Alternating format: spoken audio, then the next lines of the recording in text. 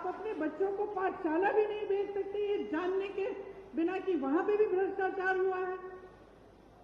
यहाँ व्यापम का घोटाला हुआ, 50 से अधिक लोगों की मौत हुई, इन्होंने जांच कराई। ये जो ईडी ये सबके घर भेज देते हैं एजेंसियों को, पता चला कि किसी ने इनके खिलाफ कुछ कह दिया, लिख दिया, एकदम ईडी पहुंच गई उनके घर। अरे यहाँ तक कि फिल्मों के अभिनेताओं के घर भी कल परसों ईडी पहुंच गई। यहाँ पे क्यों नहीं पहुंची? यहाँ जो इतने बड़े घोटाले हुए हैं, इनके अधिकारियों के घर में क्यों नहीं पहुंची? इनके नेताओं के घर में क्यों नहीं पहुंची? तो ये सवाल आपको पूछने हैं। जब मां नर्मदा के साथ घोटाला हो सकता है, भ्रष्टाचार हो सकता है, जब महाकाल की मूर्तियों के साथ सप्त ऋषियों की जो मूर्तियां हैं उन्हें स्थापित एक दिन किया, अगले दिन बह गई, इनके साथ जब भ्रष्टाचार हो सकता है, जब भगवान के साथ कोई घोटाला और भ्रष्टाचार करने की हिम्मत करता है, तो क्या समय नहीं आ गया है इनको बदल डालने का? बताइए।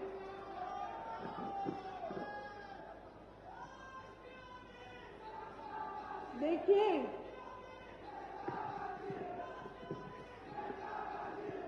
देश की आंधी इस देश का नौजवान है।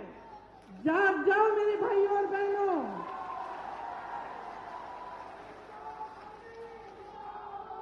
आपको बचाने के लिए कोई आंधी नहीं आ रही है, आप खुद को बचाइए। ये जो आपके साथ हो रहा है ये गलत है। जो रोज रोज आप जी रहे हैं, आप संघर्ष कर रहे हैं, ये गलत है। मेरे नौजवान भाइयों, आप फीस देते हैं ट्यूशन की? देते हैं कि नहीं? जब आपको भर्ती की परीक्षा भरनी पड़ती है, आप संघर्ष करते हैं कि नहीं? माता पिता आपके लिए खेती करते हैं, नौकरी करते हैं, संघर्ष करके आपके लिए पैसे इकट्ठे करते कि आपकी फीस भरेंगे कि नहीं? तो क्यों इनको आपने इतनी हिम्मत दे दी है कि जब आप परीक्षा देने जाते हैं तो बार बार उस भर्ती की परीक्षाओं में ये घोटाला करते हैं? मैंने उत्तर प्रदेश में देखा है, मैंने उत्तर प्रदेश में ऐसे नौजवान देखे हैं जिनके 10-10 साल गुजर गए हैं, एक परीक्षा दी। आपको मालूम, आप कह रहे हैं किसानों की आत्महत्या 17,000 में, मैंने अभी एक आंकड़ा सुना कि लगभग 17,000 नवयुवकों ने आत्महत्या की है पिछले 18 सालों में। तो सोचिए कि आपकी सच्चाई आज क्या है। किसी की बातों में मत पड़िए, मैं तो कहती हूं मेरी बातों में भी मत पड़िए, अपनी सच्चाई और अपने अनुभव में पड़िए और उस अनुभव के आधार पर अपना निर्णय लीजिए। आज हम इस देश में खड़े हैं जिस पर हम सबको गर्व है। और गर्व क्यों है? क्योंकि अगर आप आसपास के देशों को देखेंगे तो शायद हमारा एक देश है इन सारे आसपास के देशों में जो आजादी के बाद एक लोकतंत्र माना जाता था और जिसका लोकतंत्र हमेशा मजबूत रहा है। और ये लोकतंत्र हमारे संविधान में गढ़ा हुआ है। जिन्होंने हमारे संविधान को लिखा और बनाया, उन्होंने जीवन इस देश के लिए दिया। एक नहीं थे, बहुत सारे लोग थे हमारे स्वतंत्रता सेनानी। और हमें गर्व है आज अपने देश पर, जिसके संविधान में लिखा है कि हर जने को समान अधिकार मिलना चाहिए। हमारी कांग्रेस की सरकारों ने पंचायतों को सत्ता देकर यह अधिकार मजबूत बनाया। आज देखिए आज की परिस्थिति क्या है।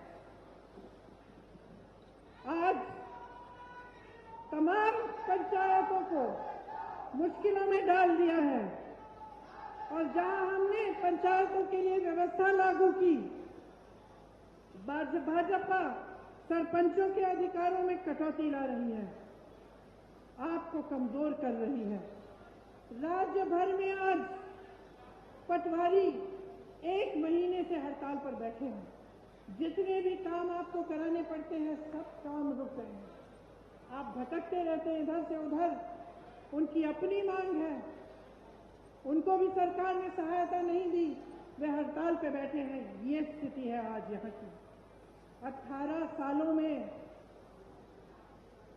250 से ज्यादा, 250 से ज्यादा घोटाले हुए हैं। अगर हम उसकी लिस्ट बनाने चले तो हम यहाँ पे 2 घंटे के लिए खड़े रहेंगे। बच्चों के पोषण का घोटाला, मिड डे मील का घोटाला, बच्चों के एडमिशन का घोटाला, सर्व शिक्षा अभियान में घोटाला, स्कॉलरशिप में घोटाला, भर्ती की परीक्षाओं में घोटाला, नौकरियों में घोटाला, धार में यहाँ के डैम के बनाने में भी भ्रष्टाचार हुआ। इससे क्या पता चलता है आपको? आप अगर मेहनत करते हैं, खेती में काम भी मेहनत करते हैं, कहीं नौकरी करते हैं तो किस लिए करते हैं? मेरी बहनें, आप घर पे मेहनत करती हो, सारा घर परिवार संभालती हो, किस लिए करती हो?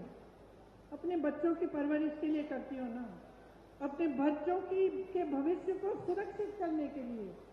हम हमेशा सोचते हैं कि हमारे बच्चे बड़े होकर हमसे कुछ ज्यादा ही करें। अगर हम खेती करते हैं, हम सोचते हैं कि चलो इसको पढ़ाएंगे लिखाएंगे, इसकी और हमारे से बड़ी ज्यादा नौकरी होगी।